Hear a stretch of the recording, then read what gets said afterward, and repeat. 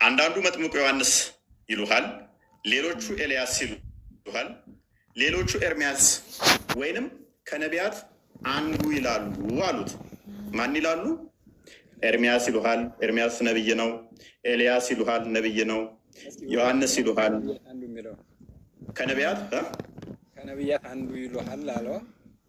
ከነቢያት አንዱ ይሉሃል ውጪዝ እነኛን ካልሆንክ ከነኝም ነቢይ አንዱ ነህ ወይንም እያሉት ነው። ከነቢያቱ አንዱ ነህ እያሉት ነው አይደለ?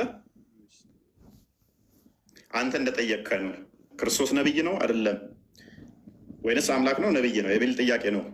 ነብይ ነው ብቻ ሳይሆን አንተ ከነቢያት አንዱ ነው ወይንስ አምላክ ነው የሚል ነው ጥያቄ አይደለ? ክርስቶስ ምን ብሎ መለሰው? ይሄንን ሰዎች እንዲህ ብለው ያምናሉ።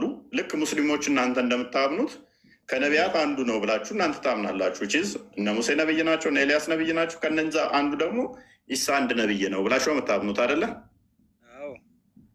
ክርስቶስ ግን ይህንን ኮንፊርም አድርጎታል ወይንስ እንዴት ነው እሱ የሚለውን እንቀጥል። እርሱም እናንተስ እኔን ማን እንደሆነው ትላላችሁ? ሰዎች ስለ እኔ እንደዛ ብለው ማመን ይችላሉ፣ እንደዛ ማለት ይችላሉ። እናንተ ግን በእኔ የምታምኑብኝ ማን ብላችሁ ታምናላችሁ ብሎ ጠየቃቸው። ስምዖን ጴጥሮስ መልሶ አንተ ክርስቶስ የሕያው የእግዚአብሔር ልጅ ነህ አለው። ነህ እኮ ማነህ? አንተ የሕያው የእግዚአብሔር ልጅ ነህ እኮ። ስለዚህ አሁን ከሶስቱ እዛ ውስጥ ከተዘረዘሩት ውስጥ አይደለም የጴጥሮስ መልስ። ከነቢያት እንዳንዱ ነህ አላለውም።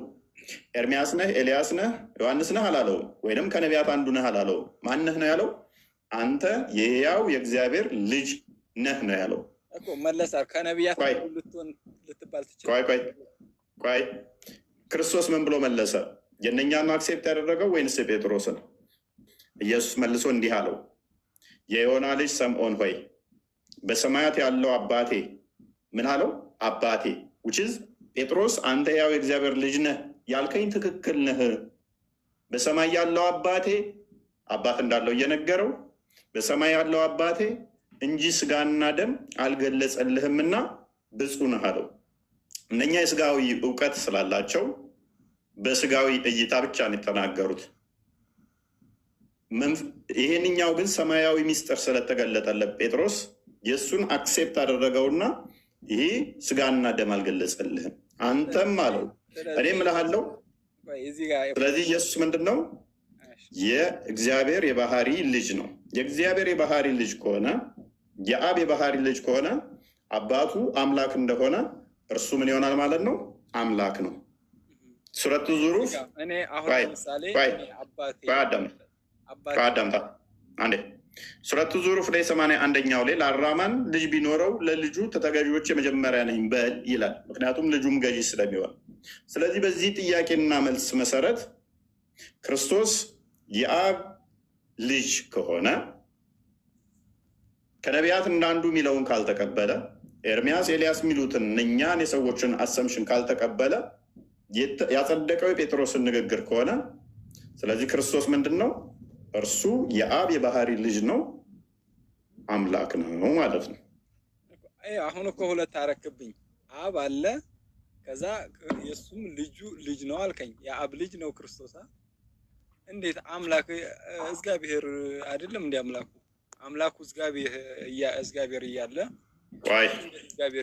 ቅድሚያ አጥራ ቅድሚያ። ስለዚህ ከነቢያት እንዳንዱ የሚለው አስተምሮ እኛ ጋር እንደማይሰራ ተግባባና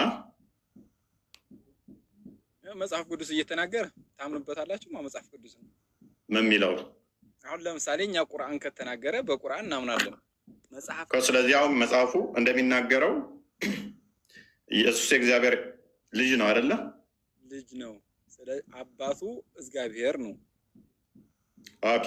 ስለዚህ የአንተ ልጅ ዝንጀሮ ነው የሚሆነው ወይንስ ሰው ነው የሚሆነው? ምን የአንተ ልጅ? የኔ ልጅ ዝንጀሮ ነው የሚሆነው ወይንስ ሰው ነው የሚሆነው? ሰው ነው የሚሆነው። ለምንድን ነው ሰው የሚሆነው? ሰው ሆኖ ስለሚፈጠር ነው። እኔ ሰው ነኝ። ሰው ሁኜ በሰው ማለት አንተ ዶክተር ነኝ ስላልክ ከሳይንሱ አንጻር አስረዳኝ እስኪ። ሰው የሚሆንበት ምክንያት ማለት አልገባኝም። እስኪ ግልጽ አድርግልኝ ጥያቄው። የአንተ ልጅ ሰው የሚሆንበት ምክንያትን አስረዳኝ። ከሳይንሱ አንጻር ባዮሎጂካሊ ከአንተ የሚወለደው ዝንጀሮ ወይም ውሻ ለምንድን ነው ያልሆነው? ወደዛው ግባና ወደ ነው። እግዚአብሔር በጣም ይዚ ጥያቄ እኮ ነው የጠየኩህ።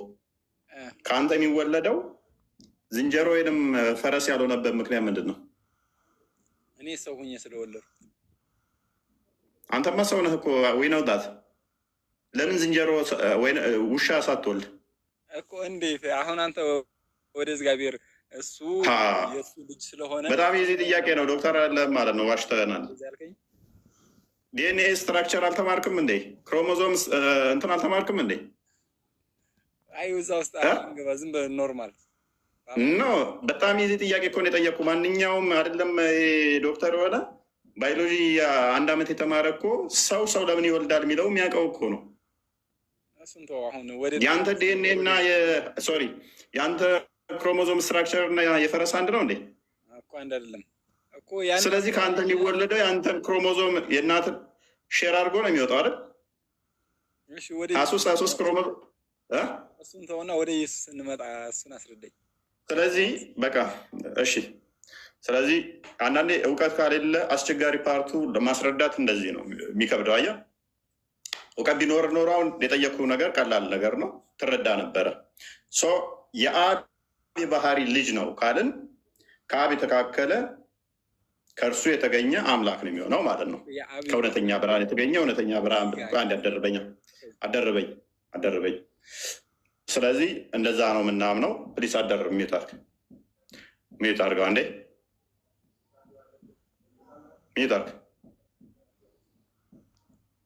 ሚዩት አድርግ አክረም አንዴ። ስለዚህ ጥያቄ በግልጽ በመዝሙር ይሄድበታል። ይበልጥ ክርስቶስ አምላክ ነው ወይ? በሚገባ አምላክ ነው፣ በስጋ የተገለጠ እሱ አምላክ ነው። ሮሜ ምዕራፍ 9 ቁጥር 5 እንደሚናገረው ማለት ነው። ነቢይ የሚለው ግን የወደፊት የሚያውቅ ስለሆነ ክርስቶስ ወደፊቱን ያውቃል ወይ? ያውቃል። ከማወቅ አንጻር ነቢይ ተብሎ ሊጠራ ይችላል ወይ? ያውቃል። ያ ማለት ግን ነቢይ ዘጸጋ አይደለም፣ ጸጋ ነቢይ አይደለም፣ በባህሪ የሚያውቅ ነው። ከነቢያት እንዳንዱ አይደለም። መዝሙር ያሬድ ትጨምርለታለህ? አንድ ጥያቄ አንሳና ልውጣ። ጥያቄ አንስተህማ አትወጣም። ያው ትንሽ ታወራለህ ካነሳህማ። የእኛን አረዳድ በደንብ መጀመሪያ እንትን በሉት። እፎይ ቃሎት ያሰማልን። እፎይ ያለው ላይ ለመጨመር ሲሆን ማጠንከር ብቻ ነው። እሺ አደራ፣ በዛ ያዙት። ኢየሱስ ክርስቶስ የእግዚአብሔር ልጅ ነው። ቅድም መጽሐፍ ቅዱስ ላይ እንዳሳየ ተጠይቆ ነበረ። ሰዎች የሰው ልጅ ማን ይሉታል ብሎ ጠየቃቸው። ጥያቄው ራሱ አየው ምን እንደነበር። ጥያቄው ምን ነበረ? ሰዎች የሰው ልጅ ወይም እኔን ሰዎች ስለእኔ ምን ይላሉ ብሎ ጠየቃቸው። ሐዋርያቱን ብሎ መለሱለት። አንዳንዶቹ ኤልያስን ይሉሃል፣ አንዳንዶቹ ሙሴን ይሉሃል፣ አንዳንዶቹ ደግሞ ከነቢያቱ መካከል አንዱ ነው ይሉሃል፣ አንዳንዶቹ ደግሞ ከነቢያት ከነበሩት ደግሞ አንዱ ተነስቶ በሕይወት መጥቶን ይሉሃል ብሎ መለሱለት። የሁሉም ግን መልስ ምን ነበረ? ከሙሴ ጋር ከኤልያስ ጋር ከቀደሙ ነቢያት ጋር እያመሳሰሉ ነበር ሄዱት። ከዛ ክርስቶስ ኢየሱስ እሺ እናንተን ስኔ ማን ትሉኛላችሁ አላቸው። እናንተስ ያላቸው ለምንድን ነው? እነሱ ተማሪዎቹ ናቸው፣ ከእሱ ጋር የሚውሉ የሚቆዩ ናቸው። ስለዚህ ውጭ ካሉት ከራቁት የበልጥ የቀረቡት እነሱ ያውቁታል። እናንተ ስኔ ማን ብላችሁ ነው የምታምኑኝ? እናንተ ስኔ ማን ብላችሁ የምትከተሉኝ ብሎ ጠይቃቸው። ጴጥሮስ ምን አለ? አንተማ ሙሴ አይደለህም፣ ኤልያስ አይደለህም፣ እንደነሱም አይደለህም፣ ይልቁንም አንተ የእግዚአብሔር ልጁ ነህ ብሎ መለሰለት። አየህ፣ አንተ የእግዚአብሔር ልጁ ነህ ብሎ መለሰለት። ከዛ ኢየሱስ ክርስቶስ ምን አለ? ስማ ጴጥሮስ አለው፣ አሁን የተናገርከውን አንተ ከራስህ በአእምሮ በስጋና በደም እውቀት ያመጣኸው አይደለም፣ ይልቁንም የአባቴ መንፈስ ገለጠልህ እንጂ ብሎ አመሰገነው። አንተ ብፁዕ ነህ ብሎ አመሰገነው። ስለዚህ እኛ ክርስቶስ ማን ነው ስንባል ከነቢያቱ አንዱ ነው። ነቢይ ነው አይደለም የምንለው። ምን እንለዋለን? ኢየሱስ ክርስቶስን የነቢያቱ አምላክ ነው፣ ነቢያቱን የላከ ነው፣ እርሱ የእግዚአብሔር ልጅ ነው ብለን ክርስቶስ ልክ እንዳስተማረና ኮንፈርም እንዳደረገልን እንመልሳለን ማለት ነው። ክርስቶስ ነቢይ ነው ወይ ለሚለው ክርስቶስ አሁን ነቢይ በሚለው በራሱ የመጀመሪያው ዴፊኒሽን ነቢይ ማለት መጻዩን የሚመጣውን የሚያውቅ የሚናገር የሚተነብይ ማለት ነው። ነቢይ ማለት ይሄ ነው ባጭሩ። አንድ ሰው ነቢይ ለመባል ከእግዚአብሔር መላክ የለበትም። በመጀመሪያ በመጽሐፍ ቅዱስ ከእግዚአብሔር ተልከው ለህዝቡ መልእክት የሚናገሩ አሉ። በነቢያት ማዕረግ ይጠራሉ። ደግሞ ወደ ህዝቡ ሳይሄዱ ግን ብቻ እግዚአብሔር ከሩቁ ያሳያቸውን በትንቢት የተናገረውን ነገር እግዚአብሔር ይህን ተናገረ ብለው ደግሞ የሚናገሩ አሉ። ለህዝብ መላክ አይጠበቅባቸው መልእክት ብቻ አስተላልፈው የሚሄዱ አሉ። ስለዚህ ግን እነዚህ ሁሉ በአጠቃላይ ነቢይ ይባላል። ለምን? አንደኛ የሚመጣውን ነገር ሊሆን ነው ብለው ስለሚነግሩ። ኢየሱስ ክርስቶስ ጠቅላላ በምድር ላይ ያለውን ነገር ማንም ሊነግረው አይፈልግም፣ ከሰዎችም አልሰማም። እርሱ ራሱ እግዚአብሔር ስለሆነ አዋቂ ስለሆነ ሁሉን ስለሚያውቅ ሁሉን ስለሚናገር ሁሉን ደግሞ ሲናገር ሰዎች ጠይቆ ወይ ደግሞ ነገር አድርጎ ሳይሆን እርሱ እግዚአብሔር ስለሆነ አዋቂ ስለሆነ ያንን የባህሪውን አዋቂነት ለመግለጥ ነቢይ በሚለው በመጽሐፍ ቅዱስም ይቀመጣል። በክርስቶስ ነቢይ ነው። አንዳንድ መጽሐፍ ቅዱሶች ክፍሎች ላይ በዚህ ዮሐንስ ወንጌል ላይ ክርስቶስ ከተሰቀለ ከተነሳ ከማረጉ በፊት ሲጫወቱ ሐዋርያቱ ብርቱ ነቢይ ነበር ብለው ይናገራሉ። በቃልና በትምህርቱ ብርቱ ነቢይ ነበረ፣ እነሱ ግን አሳልፈው ሰቀሉት እያለ ይናገራሉ። እርስ በርሳቸው ሲናገሩ በቃሉ ብርቱ ነቢይ ነበር የሚለው ከሐዋርያት የተነገረ ነው።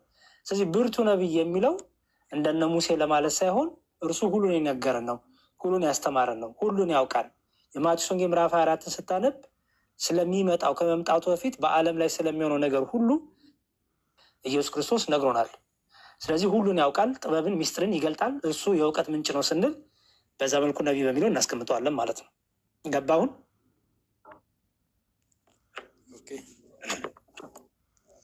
እዚህ ጋር እሱ አሁን ኢየሱስ ያው አምላክ ነው እያልከኝ ነው። እሺ አንድ እንትን ላይ ምን ላይ ላውጣል? ቃሉን ንገረን፣ እኛ እናውጣለን። አንተ መውጣት መውጣት አይጠበቅብህም። መጽሐፍ ቅዱስ ልጠቅስ ከሆነ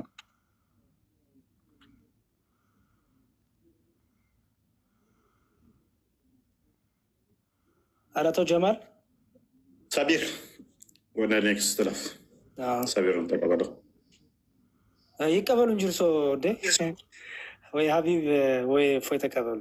እኔ ዝም ብዬ እንትን ለማለት ነው፣ ለመደገፍ ነው። ሰላም እፎይ፣ እንዴት ነው? ሰላም ነው። አላ አልሐምዱሊላህ። ደህና ናቸው? ይመስገነው። እንዴት ነህ?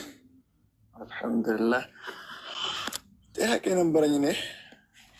ጥያቄ ትንሽ ቆየት በልና ቶፒኩን ትነካውና ትጠይቃለህ። የመጽሐፉ ሰዎችን እርድ መብላት ይቻላል አይቻልም? ኧረ ተው እፎይ፣ እኔ ልጠይቅ ነው የመጣሁት። ቆይ ትጠይቃለህ እኮ አልኩኝ። ይችኛዋን ንካትና ቁርአን ውስጥ ደጋግሞ የመጽሐፉ ሰዎች እናንተ የመጽሐፉ ሰዎች እያለ ይናገራል። የእነሱን እርድ መብላት ይቻላል አይቻልም?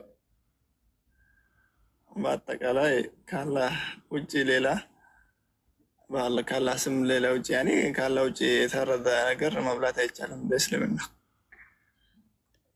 የሆነ ሀዲስ ሳነብ ደግሞ የክርስቲያኖችን መብላት ይቻላል የሚል አገኘሁኝ። እንዴት ነው እሱ? ሀዲሱ ደይፍ ይሆናል እንጂ ካላህ ስም የታረደን ነገር መብላት እንደማይቻል ደግሞ እናመጣልሃለሁ። የሆነ እርድ ብቻ ነው ምግብ ቤተሰራ ነገር ምናምን፣ እሱ ችግር የለውም። ስለዚህ እስልምና እርስ በርሱ የሚጋጭ ቁርአኑ እርስ በርስ ይጋጫል እያልከኝ ነው? ይጋጫል አላልኩም። ያ እኔም እስከማውቀው ድረስ ከአላህ ውጭ የታረደ አትብሉ የሚል አግኝቼ ነበረ። ሱራ 2 173 አይ ቲንክ። ታዲያ መለስ ብዬ ደግሞ ሱራ 5 ሳነብ ደግሞ የመጽሐፉ ሰዎችን እርድ መብላት ይቻላል የሚል ደግሞ አገኘ። ስለዚህ ቁርአን ይጋጫል እያልከኝ ነው? እሺ የቱ ጋ ነው ቁርአን የሚለው? የቱ ጋ ነው ከአላህ ስብሐነ ወተዓላ ስም ውጭ ሌላ ያኔ ከአላህ ስብሐነ ወተዓላ ውጭ ስም የታረደን ነገር ብሎ የሚለው ቁርአን የቱ ጋ ነው? የመጽሐፉ ሰዎች እነማን ናቸው? መጽሐፍ የተሰጣቸው ሰዎች ናቸው። እነማን ናቸው? ነሳራ፣ አይሁድና ነሳራዎች። እሺ የእነሱን መብላት ይቻላል አይቻልም?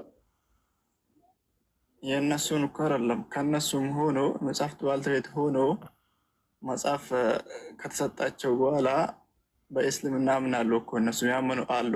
እነሱን ታመጣልኛለህ እንደዛ የሚል? አሁን አንብበው ክፍሉን። እሺ ክርስቲያኖች የሚል ደግሞ አምጣ። እችን ክፍል አንብብልኝ። የመጽሐፉ ሰዎች ይቻላል ይላል አይደለ? ኦኬ ክርስቲያኖች የሚል ደግሞ እኔ ልስጥህ። ሐዲስህን ትቀበላለህ? የነብይህን ንግግር 100% ነው። ኦኬ ክፈትለት። ኢብን መጃህ 28:30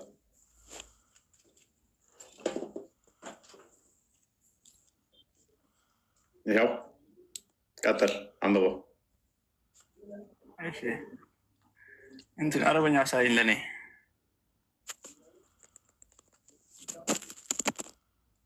حدثنا أبو بكر ابن أبي شعيب وعلى ابن تنش انت نرجع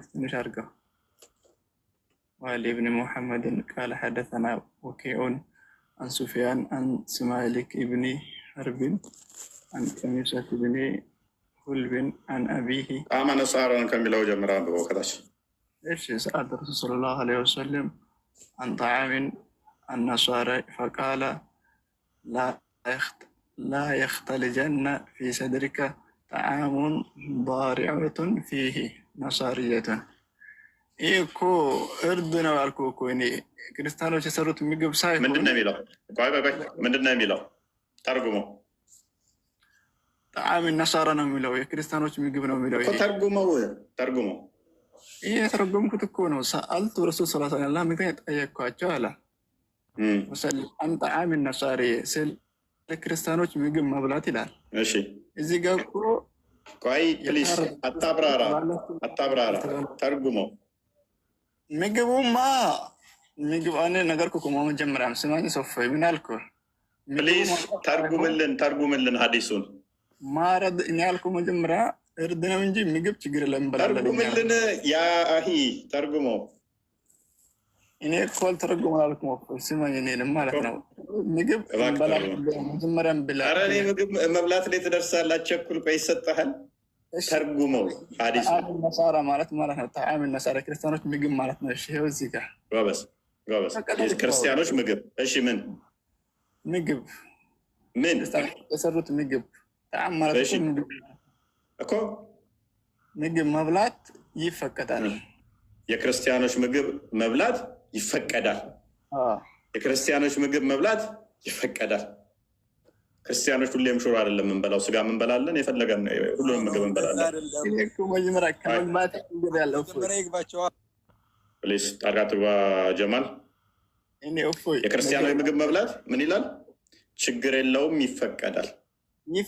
አሁንም ቢሆን ይፈቀዳል። ግን ክርስቲያኖች ባላ ስም ወጣ ነገር ማለት አይፈቀድም። ቆይ የክርስቲያኖች ምግብ ይፈቀዳል። ፕሊስ ሳቢር የክርስቲያኖች ምግብ ይፈቀዳል ስትል እርድን አያካትትም ስጋን አያካትትም የሚል ማስረጃ ስታል የክርስቲያኖች ስጋ ይቻል የሚል አይዋ ከዛ ቁርአን ትገባለህ ወደ ቁርአን እዚህ ጋር ምግብ ያለው ኖ ሐዲሱ ይሄ እንደዛ የሚለው ኖ ስጋን አያካትትም እያልከን ነው። ምክንያቱም የክርስቲያኖች በደንብ አስተውሉ የክርስቲያኖች ምግብ ተፈቅዶላችኋል ተብለህ የማን ችግር የለም አስተውሉ። ቆይ አዳምጣ አሊያም ሌላ ጨምርልህ እንዴ? እኔ ምሳሌ ካላ ስሙ ውጭ የታረደ ነገር ብሉ የሚል ስጠኝ። አሁንም እሱን ነው የሚቀረነው እንጂ ይህንን አልቀረንበት። እርድን ልድገማ ቡሃሪ 26:17 እንድገመው አደንግጥ ስለ እርድን አምጣልኝ። እኔ አልተነግጥም። እኔ ስለማጣላለሁ የአይሁዶችና የክርስቲያኖች ተፈቅዷል። ምንም ችግር የለው።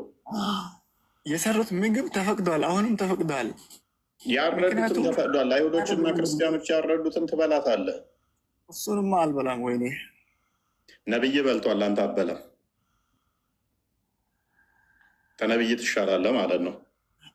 አሁን ምን ይበላል ነብይ? እቺን አንብባት። እሺ አረብኛውን አድርግለት። አረብኛ አድርግልኝ ለእኔ ኖ 26 ነው ያልኩህ 26:17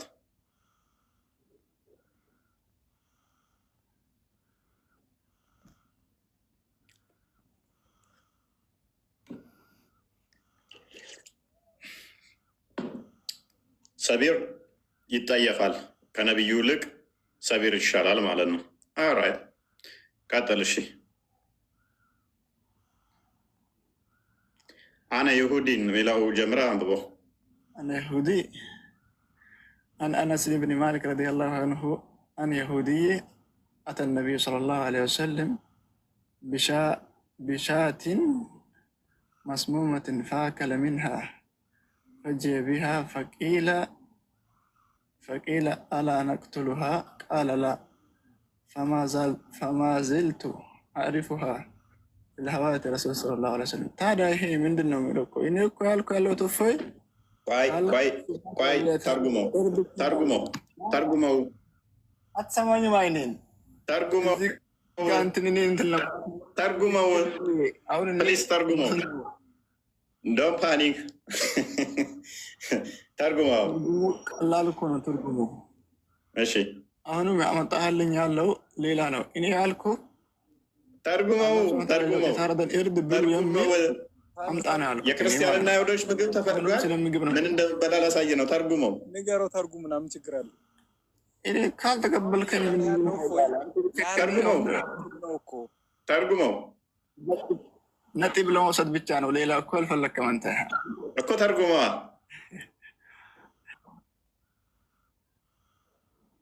እሺ ርዕሱ ምንድን ነው? እንትን ስለምንድን ነው የምናገረው?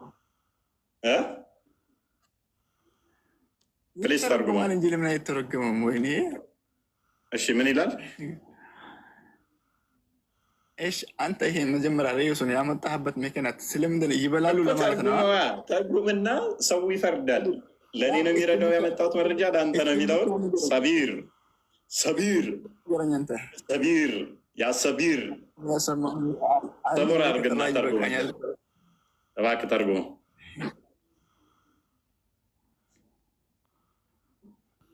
እኔ እኮ ያልከው እባክህ ተርጉመው። አትደንግጥ፣ አትፍራው። ተርጉመው። ነገርኩህ እኮ አንተ በዋሸ ቁጥር ነብይን ሐሰተኛ ታደርግልኛለህ። ሙስሊሞች በዋሻችሁ ቁጥር ሰቢር፣ ሙስሊሞች ልዋሹ በሞከራችሁ ቁጥር ነብያችሁን ወደ ገሃነም ትልኩታላችሁ። ነቢያት ስድብ እኮ አለም። እናንተ በዋሻችሁ ቁጥር ሙሐመድን ሐሰተኛ ታደርጉታላችሁ። አስተምሮቱ ላይ በስነስርዓት ብናወራ ይሻላል። እፎይ እዚህ ጋር ደግሞ አንተ ያመጣኸው ተስማማው እኮ አንተ ምን አልክ መሰለ? ጀማል ውጣ፣ በቃ እየደረብክ ነው። ምን አልክ መሰለ ሰቢር? በፍጹም አይቻልም፣ ከአላህ ስም ውጭ የታረደን የአይሁዶችና የክርስቲያኖችን ስጋ መብላት አይቻልም፣ ክልክል ነው ብለሃል። ነብይ ከበላ ገሃነም ገቢ ነው ማለት ነው። አይቻልም ስላልክ አንተ ይሄ እኮ እዚህ ጋር ምንድን ነው የሚለው? እሺ በአላህ ስም ይላል ፈእኩሉ ሚን ገይሪ ስሚላሂ ፈዘብሐ የሚል እኮ የለም። ከአላህ ስብሐነ ወተዓላ ሌላ ውጭ የታረደን አካል ብሎ የሚል እኮ ተርጉመው። ሀዲሱን ተርጉመው። ቀላል ነው እኮ። አናስ ብን ማሊክ ረዲየላሁ ዐንሁ አንድ ግለሰብ ወደ ነብዩ ሰለላሁ ዐለይሂ ወሰለም መጣ ይላል። ከዛስ ቢሻትን መስሙመትን ፈአከለ ሚንሃ ፈጂአ ቢሃ ፈቂለ አላ ነቅቱልሃ ቃለ ፈማ ዝልቱ አዕሪፍሃ ፊል ሀዋኢ ረሱል ሰለላሁ ዐለይሂ ወሰለም። ይሄ እኮ አንተ የሚልከው እኔ እኮ መተርጎም ሳይሆን ትርጉም አቅቶኝ ሳይሆን አይገባም። እና ዝቅ አድርገውና አልተርጎመው። እሺ እንግሊዝኛ አድርግልኝ። ናሬት አነስ ቢን ማሌክ እንዳስተላለፈው ወይም እንደተረከው ጂውሽ ብሮት ፖይዘን ኩክድ ሽፕ ፎር ዘ ፕሮፌት ሁ ኤት ፍሮም ኢት። አይሁድ የተመረዘ የበሰለ በግ ስጋ አመጣችለት ለነብይህ፣ እርሱም ከእርሱ ላይ በላ።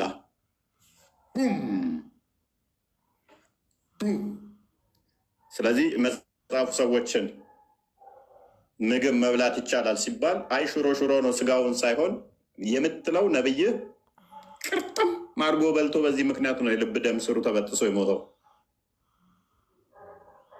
በግ እንግዲህ ሽሮ ነች አትለንም። አሁንም መልሰ ወይንም እስከነ ነፍሷ ነው በጉን ያመጡለት አትለንም። ስለዚህ በደንብ አስተውሉ። የክርስቲያን እና የአይሁዶ የመጽሐፉ ሰዎች የክርስቲያኖችና የአይሁዶች ምግብ የተፈቀደ ነው ሲባል ምንም ዳውት በሌለው ሁኔታ አይ ስጋውን አይደለም ሽሮውን ነው የሚለው ውድቅ ነው። ሳባዎቹ ስለበላ ደግሞ በሀዲስ ላይ ደጋግሞ እጅግ ብዙ ሀዲሶች የሚናገሩት ምንድን ነው? ብዙ ሀዲሶች አሉ። ሁሉም የሚሉት ምንድን ነው? ምንም ጥያቄ የለውም፣ ኖ ዳውት በክርስቲያኖች እና አይሁዶች ምግብ ላይ ምንም አይነት ሂላፍ የለበትም። አራህማን ሰላም ነው? እንዴት ነህ? አለን። የማይጠቅመን ነገር ላይ ጊዜ ባንጨርስ ጥሩ ነው። ይህ ምግቡ ይበላል፣ ችግር የለውም። ሰቢር አይቻልም እያለ ኪታቦች ብስምላህ ብሎ ነበር የሚያርዱት። ማን ያለ? ማስረጃ ይኸውልህ፣ ማይበላው ማስረጃ ቢስሚላሂ ብለን እንደምናርድ ማስረጃ ተነግሮናል። አህለል ኪታብ የመጽሐፉ ባለቤቶች እንደዛ ብሎ ነው የሚያርዱት። ተረት ተረትን ሳይሆን እሱ ተረት ተረትን እዛ መስጊድ ውስጥ ማስረጃ ትከፍታለህ። አንተ ማስረጃ አሁን ማስረጃ ትከፍታለህ ማለት ነው። ተረት ተረት ሰለቸን እናንተን ተረት ተረት መስማት።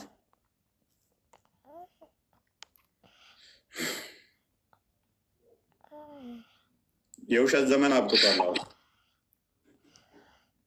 የውሸት ዘመን አብቅቷል። እውነት መጥቷል። ውሸት ተወግዷል። ራማን አንተ ልዋሽ በሞከርኩ ቁጥር ነብይን ሐሰተኛ ታደርገዋለህ። መረጃ ስለማታመጣ መረጃው አለ። እኔ ባላመጣልህም መረጃው አለ። እኔ ቦታውን ውስጥ ታዋቂ መረጃው አለ፣ ያልተጻፈ ወደፊት የምትጽፉት መረጃው አለ። የሚያውቁ አካሎች ያመጡልህ። በእኛ ቁርአን ምን ይላል? በቃ ቁርአን ይጋጫል። በቃ ወደድክም ጠላህም አሁን ቁርአን ግጭት አለው። እሱን እና ተቀበል። አንዱ ጋር በአላህ ስም የታረደ ብቻ የሚበላው አለ። መልሶ ደግሞ የመጽሐፉ ሰዎች የክርስቲያኖች እና አይሁዶችን ስጋ መብላት ሐላል ነው አለ። ስለዚህ ይጋጫል። ታሴ እና ይቻል የምትል ከሆነ ሰላም ነው። ሰላም እንዴት ነው? እንኳን ደህና መጣህ።